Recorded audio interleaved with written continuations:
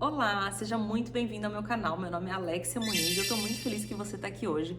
Nesse vídeo de hoje eu vou contar pra vocês um pouco da minha jornada de infertilidade e com a FIV, que foram 4 anos até eu ter minha filha, a Emily, de 1 ano e 8 meses. Mas antes de tudo, vou falar pra você curtir o vídeo, dar o seu like e seguir meu canal pra você poder receber mais vídeos sobre maternidade com leveza, com propósito, com intenção.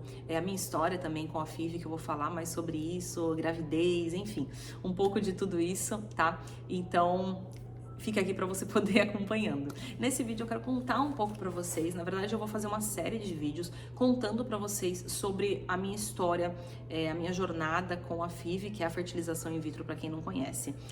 Quando eu comecei, né, enfim, a descobrir esse mundo, não tem muito conteúdo sobre isso, porque eu acho que é uma coisa que as mulheres não falam muito abertamente, né? Eu acho que ainda existem muito tabu sobre esse assunto de FIV, enfim, de fertilidade. Querendo ou não, uma coisa que as pessoas não querem muito falar, não querem muito contar para as pessoas. E até, assim, nessa minha jornada, conversando com várias pessoas que passaram por isso, muitas mulheres nem contam que fizeram FIV, porque ainda existe realmente um tabu, ainda existe um certo preconceito e que vem muito de falta de conhecimento, né? Muita gente não sabe muito bem como funciona, então fica aquela ideia, mas o que é, como funciona, sabe? Bebê de proveta, né? Aquelas coisas. Então, isso é normal, né? Mas desde o começo que eu descobri que eu tinha essa questão de infertilidade, enfim, comecei a ver sobre a FIV, eu nunca fiz disso um segredo, mas eu também nunca fiz disso também o grande caso da minha vida, né? A grande coisa da minha vida. Eu vou falar um pouco mais disso nos outros vídeos, que eu vou contar um pouco mais pra vocês como foi realmente esse meu preparo pra engravidar, enfim, tudo que eu passei. Mas hoje eu quero focar um pouco na minha história pra vocês entenderem, enfim, de como o que eu tive, enfim, então vamos lá, porque é bastante coisa.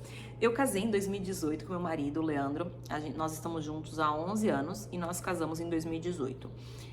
Antes disso, eu nunca tive nada, assim, relacionado a essa questão de infertilidade.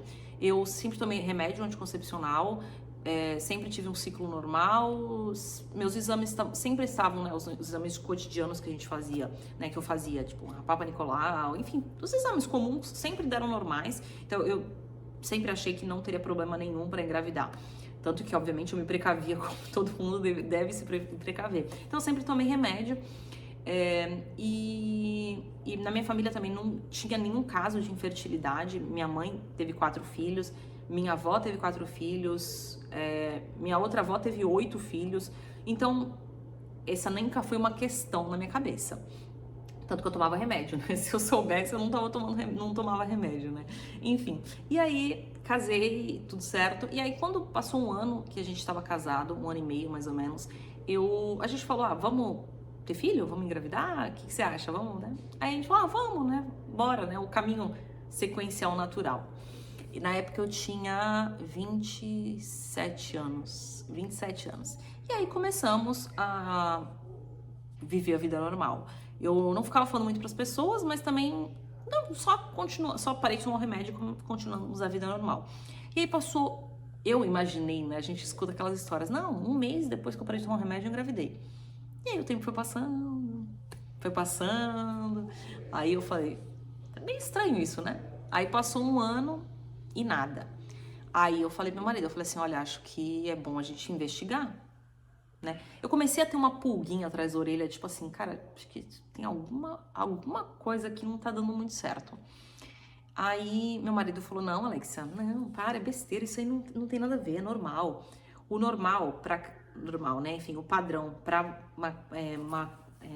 pessoas de menos de 30 anos engravidarem até 1 ano, que eles falam que é 1 ano para você, até aí você começar a pesquisar. Então eu falei, tá, vamos esperar 1 ano. Quando passou 1 ano, a gente falou, tá, vamos agora fazer os exames. E aí a gente procurou uma clínica na minha cidade mesmo, que eu morava. E aí fomos fazer os exames e a médica falou, não, acho que não tem nada não, deve ser normal, enfim, daqui a pouco você engravida. E aí fomos fazer os exames e todos os meus exames deram normais, e só um não deu normal. E o nome do exame que eu fiz chama-se esterossalpingografia, que é um exame que avalia as trompas uterinas, que eu vou colocar uma imagem aqui, né, do órgão reprodutor feminino. Então, as trompas, que são as trompas de Falópio, o nome, né? É onde a fecundação acontece. Eu até anotei aqui para não falar errado. Então, os espermatozoides sobem pelo útero, chegam às trompas e continuam seu trajeto até o óvulo. Então, depois que o óvulo é fecundado, ele não pode implantar na trompa, né? Então, ele empurra o embrião lentamente até o útero. Então, as trompas, elas capturam o óvulo, elas criam um ambiente certo para os espermatozoides chegarem e são o local onde acontece a fecundação e transportam depois o embrião até o útero. Então, as trompas, elas são essencial, ela é como que um caminho ali para o que o embrião precisa passar. E no caso, o exame da estereossepingografia, eles pegam e injetam um líquido nas trompas para ver se o caminho tá livre, né? Então, se tá liberado ali para poder passar. E aí, nesse exame, né, meu marido é médico, meu marido me acompanhou. E no exame, a gente saiu e aí ele já falou, Alexia, o problema é aí. As tuas trompas estão totalmente obstruídas. E depois saiu o resultado do exame e sim, minhas trompas eram obstruídas. Uma era 100% obstruída e outra era tipo 90% obstruída. Então, não teria como eu ter uma gestação natural porque minhas trompas estavam obstruídas. Não tinha, no meu caso, não tinha nenhuma cirurgia, não tinha nada que você pudesse fazer. Existe até um procedimento que dá para você fazer, que para poder tentar liberar, mas não cabia no meu caso. Então, o único caminho que eu poderia ter era por fertilização in vitro, porque aí o embrião, né, aí coletaria o meu óvulo, o espermatozoide, faria a fecundação no laboratório e depois colocaria o embrião direto no meu útero, não precisando das trompas, né? Então a trompa não precisaria dela. E aí, basicamente, o que me foi orientado? Que se eu continuasse tentando, poderia até ser que eu engravidasse, mas uma grande chance de eu ter gravidez ectópica, que a gravidez ectópica é uma gravidez que acontece fora do útero, ou seja, não é compatível à vida, e o local que é mais comum de ter gravidez ectópica são nas trompas. Então, uma gravidez ectópica é uma gravidez com risco de vida para a mãe, e obviamente o embrião não é compatível à vida, então ele não, o embrião que se fecunda, né, nas trompas, ele não vai prosseguir. Só que, por exemplo, o que às vezes acaba acontecendo? A mãe tem uma gravidez ectópica e aí ela não sabe que tem, e aí ela começa a ficar meio que grávida, só que ela não sabe, e aí chega um momento ali que o embrião, ele meio que estoura, e aí acontece um sangramento, pode acontecer uma hemorragia interna, e que pode levar essa mulher até a óbito, né? Enfim, já aconteceram óbitos em relação à gravidez ectópica, porque é algo realmente de risco, porque basicamente começa a ter uma hemorragia interna, porque aquela trompa estourou ali, e a mulher começa a sangrar, e ela tem que correr para uma emergência. Então, não é uma coisa que você quer que aconteça, né? E aí você perde a trompa de qualquer forma. E ainda tem que passar por aquelas cirurgias, tem que abrir a barriga toda, enfim. Então, não era algo que a gente queria. E aí a médica falou, olha, então, o que eu oriento vocês é vocês irem direto pra FIV, aproveitar que você é nova, né? Na época eu tava com 28. Então, você vai pra FIV e vai ser muito tranquilo, porque você é nova, enfim, teus óvulos estão todos bem, você tem uma reserva boa, tá tudo certo. É só questão física realmente ali, né, de um impedimento físico das trompas. E aí, beleza, não tinha muito o que a gente fazer. Então, nós partimos para a FIV. Então, 2020, anotei aqui a data, nós fizemos o primeiro estímulo, que foram com nós fizemos, né, as injeções ali dos hormônios, e aí depois, como é que funciona, tá? Você passa pelas medicações, então você tem que fazer o estímulo com as injeções dos hormônios durante um período. E aí o que vai acontecer é que o teu corpo vai produzir mais óvulos. Mais óvulos, eles vão estar em bem maior quantidade. E aí chega um determinado momento do ciclo que você passa por um procedimento no qual aí tem que fazer como se fosse uma anestesia geral, uma sedação, que você vai ser retirado aqueles óvulos, os que estão maduros. E aí, a partir daí, depois você tem que passar por todo um processo, que aí os óvulos, eles têm que estar maduros, eles vão ter que estar bons, aí depois o marido, aí ele passa pela coleta do esperma para pegar o espermatozoide, e aí passa por todo é como que um funil, basicamente. Então você vai pegar, sei lá, 20 óvulos, e aí depois esses óvulos vão pegar os maduros, dos maduros aí vai ser fecundado, e aí depois de fecundado, né, aí se torna um embrião, e aí o embrião ainda tem um tempo aí para ver se ele vai ir para frente, né, se ele vai amadurecer e vai chegar no D5, que eles falam que é o tempo certinho ali pro embrião, que é um embrião que tá bom. E aí nós fizemos todo esse processo, fizemos o estímulo, depois fizemos a coleta, enfim, fizemos tudo. E no nosso caso foi orientado a não fazer a biópsia, que seria a biópsia do embrião para saber se o embrião ele é haploide, que é um embrião que está tudo bem e que ele é compatível à vida, que ele vai ir para frente. Não foi orientado para o nosso caso, porque como eu era jovem, mais jovem na época, então não foi falado. E obviamente você tem que pagar mais só pela essa biópsia. O tratamento da FIV ele não é barato, né? Enfim. E aí, depois se vocês quiserem mais detalhes, eu posso ver se eu faço um vídeo mais explicativo. Mas é para vocês entenderem mais ou menos como funciona, sem entrar em termos muito técnicos, tá? Que eu não sou médico especialista na área. E aí, fomos... Aí depois, quando vai o momento de você fazer a transferência, então o embrião tá lá no laboratório e aí chega um momento que você vai num ciclo que você vai fazer a transferência. Aí você menstrua, aí você começa a tomar uma medicação para preparar o endométrio, o útero, e aí você toma essa medicação e aí quando chega num determinado momento do ciclo, que é geralmente no momento que você tá fértil, né? Então, uns 15 dias depois da menstruação, você faz a transferência. Se tiver tudo certo, você faz ultrassom e tal, e você faz a transferência. No nosso caso também foi orientado a fazer colocar dois embriões, porque teoricamente, tá? Aumentaria a chance de você de dar certo, e é isso. E como eles eram biopsiados, aí é mais orientado a fazer isso. Beleza, depois que fiz a transferência, aí a transferência ela não precisa de sedação, você faz tranquila, como se fosse um transvaginal, para quem já fez aquele exame transvaginal. E você tem que esperar. Aí você tem ali mais ou menos uns 9 dias ali que eles falam para aguardar, para você poder fazer o beta, o exame, para você ver se você tá positivo ou não, se deu certo ou não. E aí esses dias são os mais difíceis, né? São os mais... a ansiedade mata.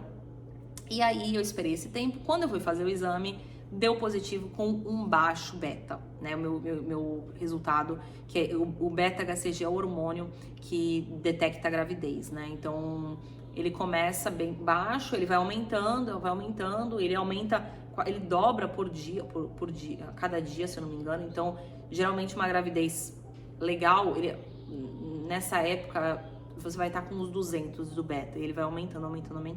O meu beta deu baixo desde o começo, acho que era 48, eu não vou lembrar exato, mas deu baixo. Aí eu apresentei pra médica e ela falou, olha, vamos observar, tipo assim, não dá pra falar que é negativo, tá positivo, então assim, eu tava grávida, mas a gente não sabe se vai pra frente, ou se é uma gravidez química, ou se, enfim, vamos esperar. E aí, logo depois eu tive um sangramento, não foi um sangramento expressivo, mas foi um sangramento, e aí fui fazer o exame. Aí o que aconteceu? Eu comecei a fazer exame do beta a cada 2 dias, pra ver se o meu beta tava dobrando, né? Se aquela gravidez estava indo pra frente. E comecei a fazer os exames. E o meu beta continuou aumentando. Ele não estava dobrando de tamanho como deveria, mas ele estava aumentando. Estava aumentando uma quantidade. E aí eu já tava achando aquilo tudo muito estranho, tá? Eu sou uma pessoa assim, que eu sempre gosto de pesquisar tudo aquilo que eu tenho interesse. Então eu fico meio noiada com as coisas. E eu comecei a pesquisar, comecei a estudar, entrar em fórum, comecei a ler realmente o que era aquilo, o que estava acontecendo. Comecei a estudar mais sobre a FIV, tá? Porque até então eu não tinha estudado sobre o assunto. Eu tava indo meio que pelo que a médica tava falando. E aí eu comecei a estudar sobre o assunto e aí eu vi que aquilo ali não tava normal, não tava com bom prognóstico. E eu comecei a ter sintoma de gravidez, meu beta começou a aumentar. E eu me sentia, tipo, com sono, tava cansada. Então, assim, eu tava ficando grávida, mas tava estranho, tá? Aí, quando eu tava com 5 ou 6 semanas, fomos fazer o primeiro ultrassom. E aí no primeiro ultrassom... Não, outra coisa, recapitulando. Eu já tinha lido que o que estava acontecendo comigo eram alguns sintomas e sinais de gravidez ectópica. Só que eu até falei isso pra médica na época. Será que não era uma gravidez ectópica? E ela falou, Alexia, a chance de gravidez ectópica por FIV é 1%. É muito baixa. Porque assim, eles pegam o embrião e colocam direto no útero, entendeu? A chance é muito baixa. Mas eu fiquei com aquela pulga atrás da orelha, enfim. Quando chegou no primeiro ultrassom, que você faz ali com 5, 6 semanas pra poder você ver o embrião, né? Não tava lá. O embrião não estava no útero, meu útero estava vazio. Só que meu beta já estava em 2000, que é uma gravidez... assim, você tá grávida, você tá super grávida, você tá gravidíssima. Só que não tinha bebê. Então, na hora já o médico fez o ultrassom, já falou, meu Deus, vamos ter que descobrir onde tá. E aí, aquele dia, meu marido até não foi trabalhar, e a gente fez uns 9 exames pra poder descobrir, passei na mão de um monte de médico pra poder tentar achar onde tava, porque eles não estavam achando nas trompas, não estavam achando no útero, começaram a pesquisar em outros lugares pra ver se tava em algum outro lugar, enfim, ou se talvez estava meio cedo pra poder ver o embrião, às vezes ele ia aparecer depois, mas aí fomos nessa, porque assim, como eu falei, é um risco se a gravidez for uma gravidez ectópica, pode acontecer essa hemorragia, tudo, então você não pode simplesmente deixar pra lá, você tem que achar. E aí começaram a pesquisar, e aí um médico muito bom, inclusive, achou. Tava na minha trompa direita, se eu não me engano. Na minha trompa que tava 90% obstruída. Então, sim, eu caí nos 1%. E tudo que a gente fez era FIV pra não cair numa gravidez ectópica, né? Acabou acontecendo. Então, naquele momento, na hora, a médica já falou, não, você tem que ir pra cirurgia na hora. Na hora, eu e meu marido já fomos pra casa, pegamos roupa, eu já fui internada no hospital no mesmo instante. Aí, nossa, imagina, né? Foi um baque, assim, porque... Primeiro que não era uma coisa que eu tava esperando. Não tava esperando, eu tava achando que tava grávida, embora com uma pulga atrás da orelha. Mas aí, do nada, eu tenho que passar por uma cirurgia, sendo que eu nunca nem tinha passado por cirurgia nenhuma na vida. E aí, fomos pro hospital, tudo. Foi por vídeo, então foi feito duas incisões, uma de cada lado da barriga e uma no umbigo, pra poder fazer o exame. Aí já decidimos tirar a outra trompa também, porque pra não acontecer isso, acontecer de novo. Alexia, por que você acha que aconteceu? Não sei, não sei. A gente acha que provavelmente teve uma aspiração positiva, então meio que a trompa sugou ali o embrião pra dentro da trompa, mas não sabe o que pode ter acontecido. E aí, eu passei fui pra fazer a cirurgia, e aí o pior, né? Foi bem complicada, porque na hora da cirurgia eu fui entubada, e aí quando eu acordei da cirurgia, da recuperação, minha garganta tava toda machucada, toda dolorida, eu comecei a ficar com falta de ar, aparentemente... Eu basicamente quase morri. Graças a Deus meu marido tava comigo, eu ia médico, e ele interviu ali na hora, porque eu comecei a ficar sem ar, minha garganta começou a fechar. E a gente acha que deve ter tido alguma lesão, e aí aquela lesão provocou como que fosse uma reação, realmente a minha garganta começou a fechar, começou a parar de passar ar. E aí, graças a Deus, meu marido interveio, e aí a gente... enfim, me salvou basicamente, e aí foi isso. E aí depois disso eu tirei as minhas 2 trompas, né, e aí parei, e aí eu fui para uma recuperação. Aí fiquei um tempo fazendo essa recuperação dessa cirurgia até fazer uma outra tentativa. E aí a gente ainda tinha mais 4 embriões lá na clínica. E aí depois que passou um tempo, eu fui fazer uma nova transferência, fazer uma nova tentativa. E aí dessa vez a gente passou, não, beleza, agora que não tem a questão das trompas, então provavelmente vai ser fácil. E aí fiz uma nova transferência, deu negativo, nem chegou a dar positivo, nada, deu negativo de cara. Aí foi mais um baque, né, porque a gente não imaginava. Só que aí depois eu vou fazer um outro vídeo pra vocês, explicando um pouco mais como foi todo esse meu processo e ao mesmo tempo um processo de desenvolvimento pessoal, de amadurecimento, como é que eu e meu marido encaramos toda essa nossa jornada, que aí eu vou falar só disso no outro vídeo, senão vai ficar muito longo esse vídeo. E aí, depois que deu negativo, nós fomos para um... Bom, depois desse segundo negativo, a gente ainda tinha mais 2 embriões, mas a gente já falou, não, acho que não vai dar certo, né, aqui. Enfim, não tá dando certo. Eu já comecei a pesquisar, comecei a ver que tava algumas coisas no tratamento não estavam bem alinhadas, enfim, não quero entrar nesses detalhes aqui, mas a gente viu que não estava dando certo. Aí a gente fez uma última transferência, usamos, né, todos os nossos embriões e também deu negativo. Então, nossos embriões todos acabaram, e aí a gente falou, tá, o que a gente vai fazer agora? Quais são os nossos próximos passos?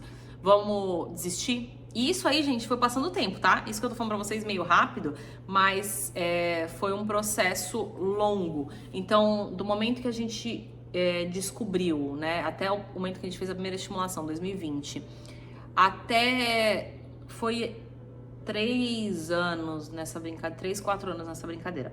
Porque a gente, a cada transferência, depois que não dava certo a transferência, a gente tinha que esperar um tempo de recuperação e a gente também pegava um fôlego, né? Enfim, é um processo que você acaba tendo que tomar hormônio, mesmo que você já tenha feito a estimulação, mesmo quando você vai fazer a transferência, você precisa tomar também hormônio para poder preparar o endométrio, para poder preparar o útero, para poder receber aquele embrião. Então, é um processo, né? Não é simples, então não dá pra você sair fazendo a cada mês. Então, a gente dava um tempo até a outra transferência. E aí, a gente ficou pensando o que a gente ia fazer. Nessa época, eu já tava com 30 anos, já tava com 30 anos. E aí, a gente falou, bom, agora, né, meus óvulos já começam a perder a qualidade, né? Já começa a diminuir a quantidade, já não é tão mais fácil, né? Tão mais tranquilo como quando eu tinha 26, 27. E aí a gente ficou o que a gente ia fazer. No outro vídeo eu vou explicar mais sobre isso, mas aí a gente ficou pensando o que a gente ia fazer e a gente decidiu ir para São Paulo. A gente falou, olha, vamos tentar mais uma vez. E agora a gente vai fazer tudo do melhor, assim, vamos procurar o melhor médico, a melhor clínica, e o que o médico falar pra gente fazer, a gente vai fazer, vamos fazer todos os exames, vamos, tipo assim, vamos dar all in, sabe? Vamos tentar tudo, vamos pra cima. E foi o que a gente fez. Aí a gente foi pra São Paulo, na clínica Mater Prime, com o Dr. Rodrigo Rosa, que é bem conhecido. Eu pesquisei bem, vi que ele era muito conhecido, comecei a acompanhar ele no Instagram, tudo. E aí a gente, obviamente lá o valor era bem mais alto, mas a gente falou, não, vamos pra cima. E aí fomos pra São Paulo, e aí chegamos lá, e aí já foi tudo diferente, né? O médico já falou, olha, o doutor Rodrigo falou, Alexia, mesmo que alguns embriões ali não estavam biopsiados, então eles já poderiam não ser correspondentes ali à vida, né? Podiam ser aneuploides, mesmo assim, pela porcentagem, você tinha que ter pelo menos metade deles euploide. E, enfim, e você teve 2 transferências que não deu certo. 3, na verdade, né? Mas a primeira foi uma gravidez ectópica. Então, assim, tem alguma coisa além disso acontecendo. Então, a gente vai ter que fazer todos os exames. E aí, a gente fez todos os exames, uns exames super mais específicos, uns exames caros, enfim, a gente fez muitos exames. E aí, decidimos fazer as biópsias, e aí eu passei por mais um estímulo. Então, eu fiz uma nova injeção, um novo estímulo de hormônios, tudo. E decidimos fazer as biópsias nos embriões e decidimos que a gente transferiria um de cada vez. E aí, os nossos embriões passaram por todo o processo, já foi totalmente diferente. A clínica tem uma puta de uma estrutura, tem um laboratório deles próprio, se acompanha, você recebe foto dos embriões de cada dia de evolução. É muito legal mesmo, assim, é um processo muito legal de viver, de gostoso. E aí, uma das descobertas que a gente observou é que eu tinha dificuldade de manter os níveis essenciais que tinha que ter, os altos níveis de progesterona que precisava ter.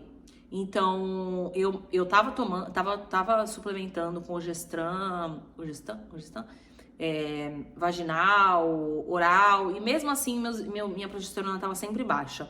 Então, eu comecei a tomar injeção e meio que é um hormônio essencial para você poder manter a gravidez.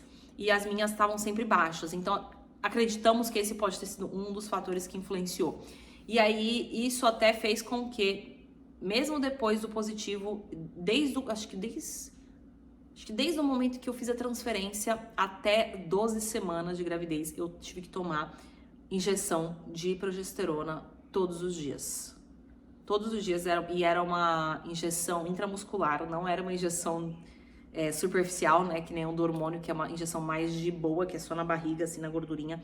Era intramuscular, então foi bem difícil. Eu tenho até uma foto, vou ver se eu consigo colocar aqui no vídeo, de um pote, assim, de garrafa de suco de uva lotado de injeção, porque eu tomava todos os dias.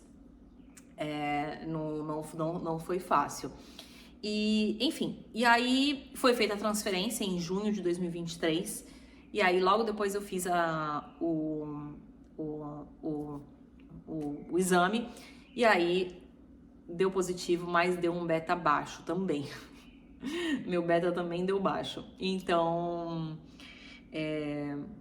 enfim, não foi... Aí depois teve todo o processo da minha gravidez, mas eu acho que esse vídeo já tá meio longo demais. E aí eu comecei todo o processo Aí, enfim, Aí eu engravidei e tudo, e enfim. Aí deu positivo, e aí eu tive algumas intercorrências no começo da gravidez, mas eu vou ver se eu faço um outro vídeo explicando só sobre como foi a gravidez da minha filha. Mas deu tudo certo, aí eu tive minha filha, maravilha. E nós ainda temos lá... Nós temos 4 embriões lá. 2 são biopsiados, então... 2 nós sabemos que são euploides, então tudo certo. E nós temos 2 que nós congelamos sem fazer a biópsia, porque é um custo, né? E a gente teve que fazer, acho que foram de uns 10 que a gente fez. Desses 10, reduziu a quantidade para o que nós temos agora. 8 ou 10, se eu não me engano. E aí 2 a gente não biopsiou, que estão lá sem sabermos se eles são euploides ou não. Então, é isso. Foi um processo, foram 4 anos dessa jornada, sabe? Não foi fácil, mas no final deu tudo certo, né? Que eu tive minha filha e foram muitos aprendizados. A FIV como eu falei, pra quem não sabe, não entende como funciona, é uma coisa meio estranha, mas eu acredito muito que é uma forma que a ciência, né? Que os homens têm acesso à ciência, à tecnologia, para poder ajudar os casais que não podem, por algum motivo, ter filhos. E eu acredito que quem dá a vida é Deus, né? Então eu acredito que a gente faz a nossa parte, mas Deus precisa querer, Deus precisa dar a vida. Tanto que, né, você vê, eu tive outras tentativas e não deu certo, mas deu certo com a minha filha. Então era pra ser, a gente fez a nossa parte, os médicos eram a parte deles, mas Deus deu a vida no final das contas. Então é isso, eu vou fazer outros vídeos aqui falando mais sobre isso, mas eu espero que vocês tenham gostado. Não esqueçam de dar like e seguir para vocês poderem receber o aviso dos próximos vídeos. É isso, beijos, tchau!